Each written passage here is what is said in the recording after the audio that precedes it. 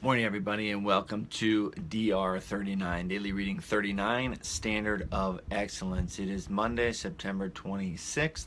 It's 6:52. I'm coming to you a little bit later this morning, not because I slept in, but on Monday mornings I host a group call with 5 guys that I've met in this process who kind of want to up their standard, whether it's professionally or personally. So we talk from 5 to about 6:30.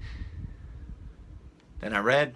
Now I'm getting to do with DR39 Standard of Excellence. Now I'm still in the introductory phase of my new book, Relentless: From Good to Great to Unstoppable by Tim Grover, and it's still the intro chapter. So DR38, DR39 may seem like a little bit rah-rah fluff, but we're about to get into the meat and potatoes. I would say this is the last kind of intro video that I'm going to deliver here. But the chapter starts out by saying today, most people give up because everyone has told them what they can't do. And it's easier to stay safe in the comfort zone, so they sit on the fence, unable to decide, unable to act. If you go to my website, charlie-brenneman.com, and scroll down a little bit, I talk about that. And think back to when you were a kid. Growing up, everyone probably wanted to be a doctor. Everyone probably wanted to be a marine biologist. Those are like the two things that I feel like every kid wants to be. And then you grow up and you get to middle school, then high school, then college, then your job, and just stuff starts to add up. And then you have a mortgage, and then you have responsibilities, then you have a kid, and then you don't have any time. And then, it's just like there's every reason, you look for every single reason to not do something. And this book is saying, what he's saying is that most people give up because everyone has told them what they can't do. So then you have this mentality, and then you go to work, and then you surround yourself with other people with that mentality, and then you just don't do anything. And on my website, what I say is, when I was a kid, I used to have no limits. And then when I started working, when I started to get into the professional world, I started to assume that mindset of, oh, there's just too much stuff, I can't do it, I can't take a financial risk, or I can't give up my health insurance. Those are all the things that people were telling me. And then I just put a hard line and a hard stop and said, no, I'm not going to do it. I'm going to move on. So don't listen to what everyone else is saying. And the title of this video is called Standard of Excellence.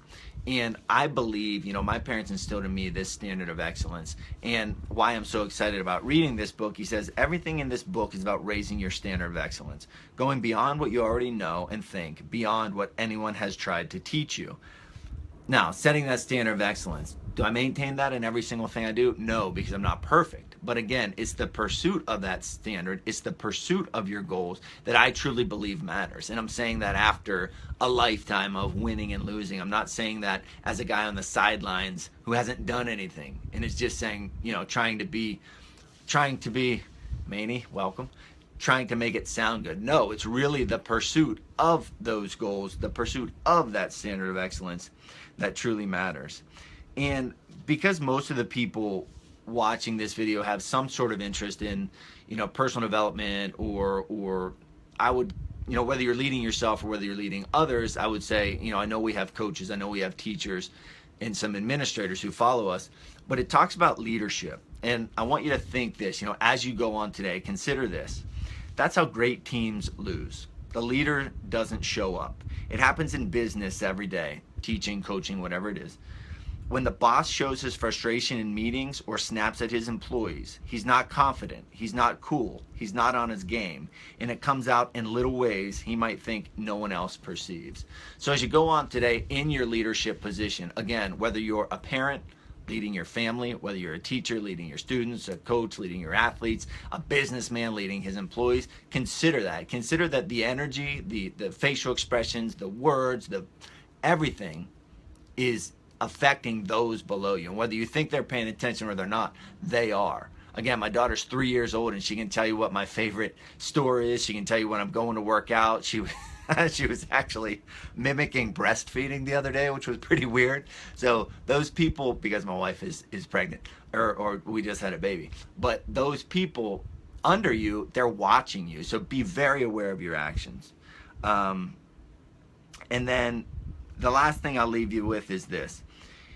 And this is touching on The Obstacle is the Way, which is the last book I read. And he's talking about Michael Jordan, whom he worked with. He said, we never saw obstacles or problems. We only saw situations in need of solutions. We never saw obstacles or problems. We only saw situations in need of solutions. Back to a couple books ago, you have being perceptive versus being objective. Be objective about your obstacles. Look at them as situations that need solutions. And that, amigos, is Daily Reading 39, Standard of Excellence. Raise your standard of excellence today.